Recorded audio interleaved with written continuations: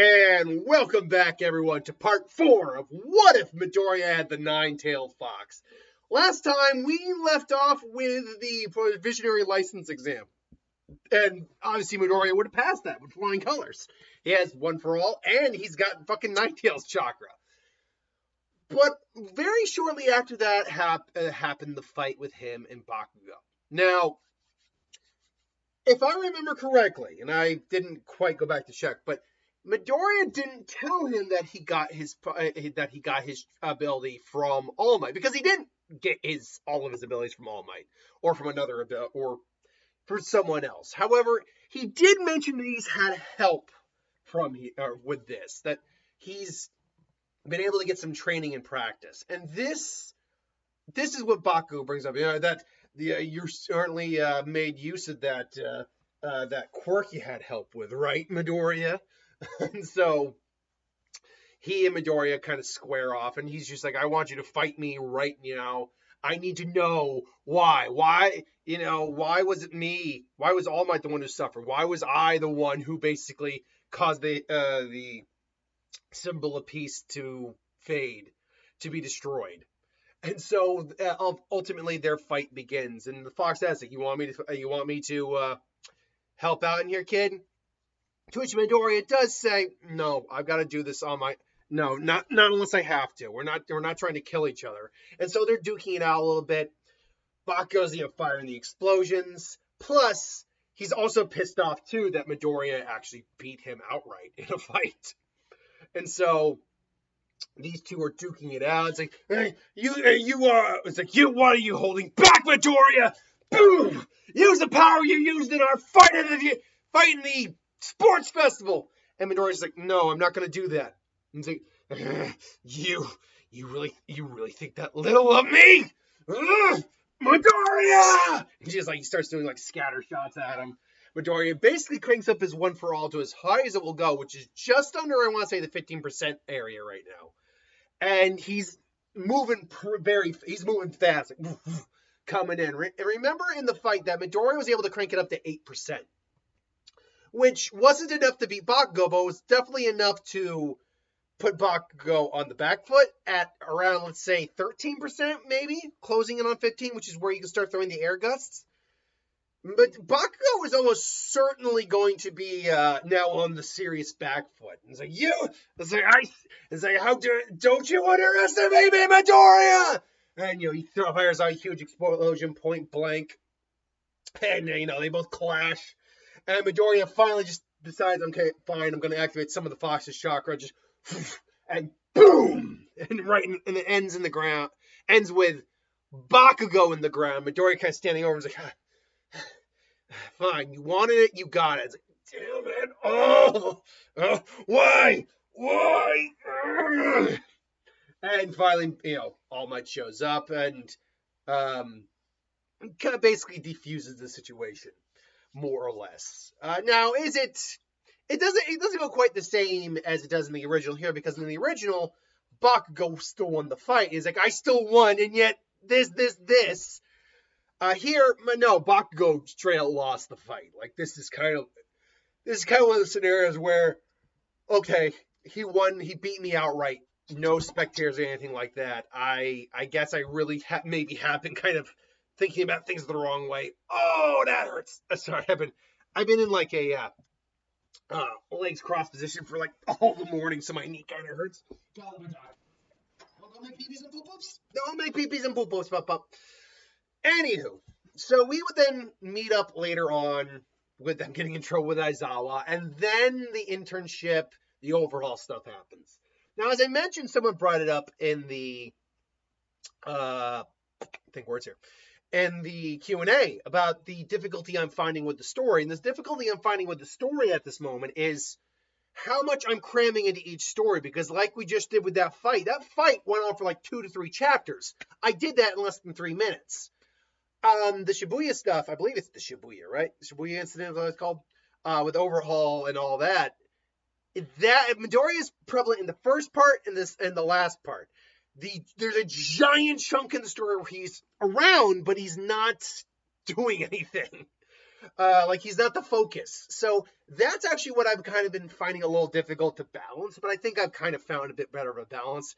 I can do up to 4 to 5 arcs in the story at once, and um it's I think really helping the pacing. Now that being said, we would cut to when they meet the big three, UA's big three, Mirio, Nijiri, and I always forget Sun Eater's name, but those three, and they're squaring off. Midoriya and Kuro's like, kid, this guy's something's off with this guy. I don't sense any malice off of him, so I can tell he's not like Bakugo. And so, he goes in, starts wreaking havoc on all these guys. Midoriya, again, is at a higher level of power here than he was in the original, but without Kurama's chakra, he's not going to be able to beat Mirio in a straight fight. And that is shown when Midoriya was actually one of the first people to go down in that fight. But here, Midoriya realizes, it's like, okay, I got to predict where he's going. And just, he phases through.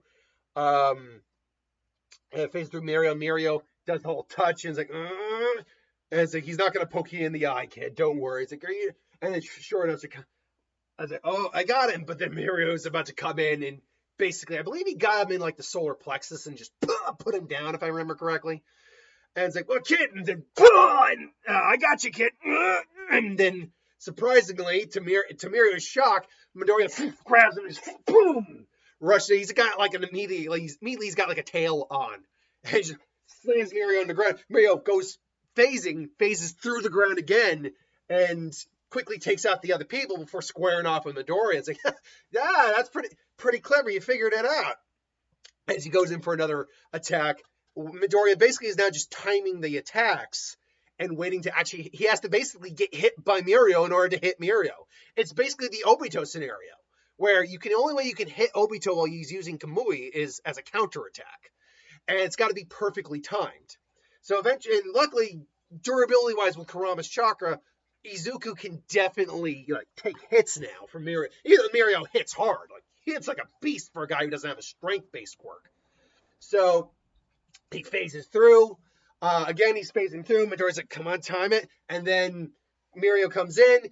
Izuku turns once again to get a leg straight in the gut. And then actually get hit in the face by Midoriya. Midoriya at a time. And now Mirio goes flying back, skids back a little bit. And it's like, he actually hit me. He timed that. Oh, this kid's good. But unfortunately, just because of battlefield awareness and experience, I think Mirio would still pull out the win. Now, in the long term, Midoriya would beat Mirio here if he went all out, but he didn't go all out here. And so this leads to him bringing him the Night Eye. Night Eye basically just says, he does his usual stick, challenging Midoriya. Midoriya, again, tries to hit Night Eye. I bet I can see him even throwing a Kurama hand at him. Because, again, similar to when he had a quirk in that series, the previous video I did, he's got to be careful not to destroy anything here. And so Midoriya still ultimately fails, but Night Eye allows him to be, an intern under him. Now, with them first meeting Overhaul, this would be very different, where Kurama even says, kid, something's off with this guy. Yeah, I can sense it. The hate, the malice. And Mirio basically just says, yeah, no, it's all good, bye. And then obviously they would go and help later on. Now, like I said, the problem with this arc is the problem I've had with the entirety of doing what ifs for my hero, all 2 of them right now, is that after that incident, while Midoriya certainly shows up, he's not prevalent in the action of the story after that until the very end, because you deal with Kirishima, then you deal with Kirishima again, you deal with Sun Eater, you then deal with Mirio, and then Midoriya shows up ultimately, boom, crashes through. And he's probably going now at about 23-ish, 24-ish%. He's going to a little above 20%. Because he pushed himself to his limits in that fight at 20%. Here, if he's naturally stronger than he is in the original, his natural limit's probably higher, so maybe a 25%. He also goes full-on Kurama and just goes full-on ham and Overhaul in this full-powered form. Now, when I say full Kurama, do I mean he's now got the golden form to him? I would say because he's probably spent a lot of time training with Kurama over one for, and he's certainly been training with One for All, and like the chakra permeating his body certainly is strengthening his body. I would say that maybe he unlocks it in this fight. Like instead of going One for All 100%, full cowling, he instead, as a kid, are you sure about this, kid? We haven't actually practiced this yet. It's like, we got to do this now. And he just finally goes into golden, or yeah, it's kind of golden looking, yellow flame Kyuubi mode Deku, and he just has Eri there. Now, the problem with having Eri or protecting Eri is that with her quirk kind of going out of control, it could cause his chakra to recede or reverse. But that's what shadow clones are for. And so he makes a couple of shadow clones to keep her safe. It's like, my guess is we're only going to get 5 minutes at this kid. More than enough time! And then just rushes in, just boom! And keep in mind, Naruto can move at light speeds in that form. So just boom! Just smashes in and starts beating the hell out of Overhaul. Makes a giant Kurama hand. Just boom! Just kind of one punches him to death.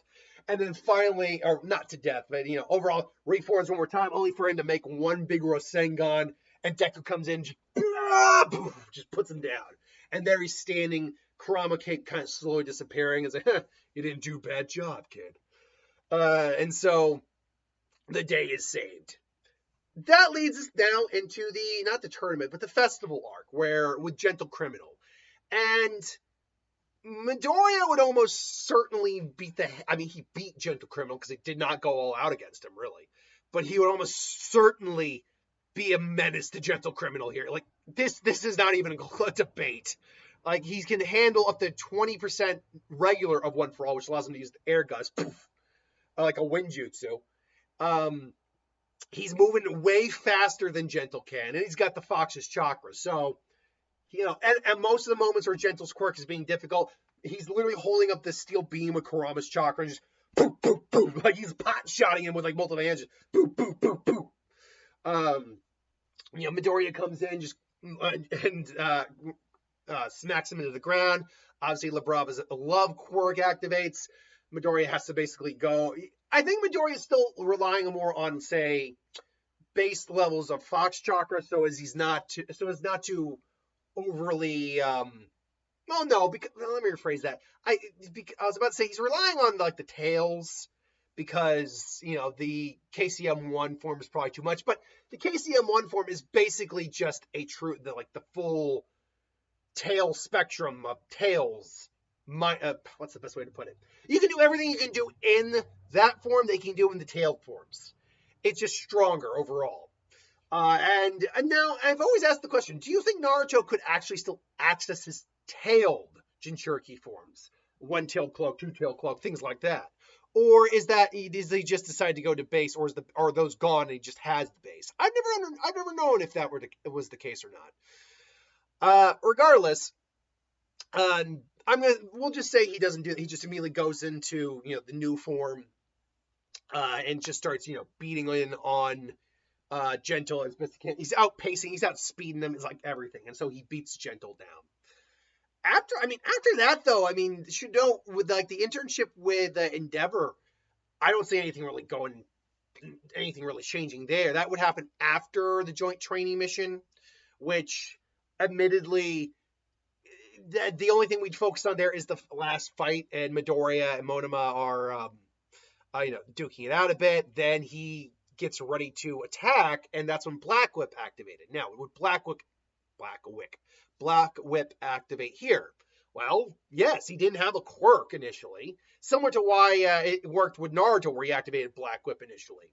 And so Midoriya is about to just to use the air blast, and all of a sudden, he can't, because Black Whip's going crazy.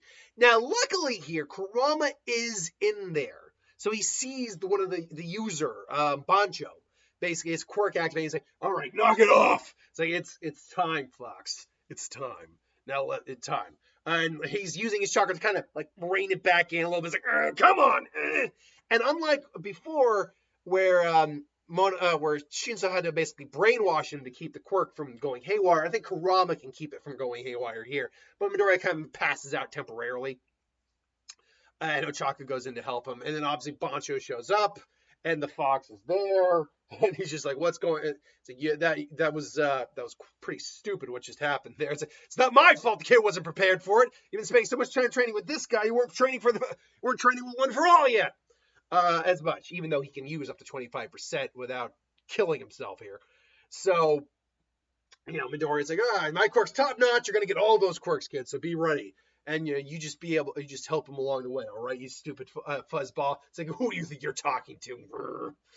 And anyway, so Midoriya, shakes it off, activates Black Whip, but it still feels weird on his body. It's different than the Fox's chakra. I think he can activate it for longer here than before. Like, originally he just did it for like a few seconds, or like even a second. But here's like a couple seconds. He like tosses them away, and then it's like, ugh. It's different than my chakra, kid. We got to get used to this. And so Midoriya, and then Mono just snags his quirk, but unfortunately, he quickly realizes that I don't have any of the energy capability. What is this? And Midoriya is really just using One for All to the best of his abilities, but he can't use like his Air Blast, or can't use anything above 15% without causing Black Whip to go haywire. But what he does have is Kurama's Chakra, so he just goes into Kurama Chakra mode.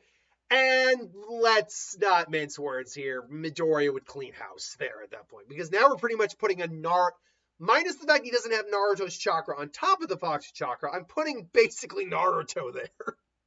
Like, he's probably, take away the fact he doesn't have Naruto's chakra, which is huge on its own, or the chakra hasn't been melding the same way as it has in the Naruto series.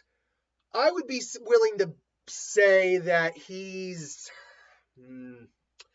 probably about half as strong, but he's also got a full-blown Kurama in there too. So I don't think he'd be as maybe if Naruto's the 100, factoring in he's that both halves of Kurama are in there, and minus Naruto's chakra pool as a whole, he's about 60 to 70% as strong as Naruto, because you got to factor that. Also, Naruto has Sage Mode, and Midoriya doesn't. All that. So that's pretty much the end, where we would end there.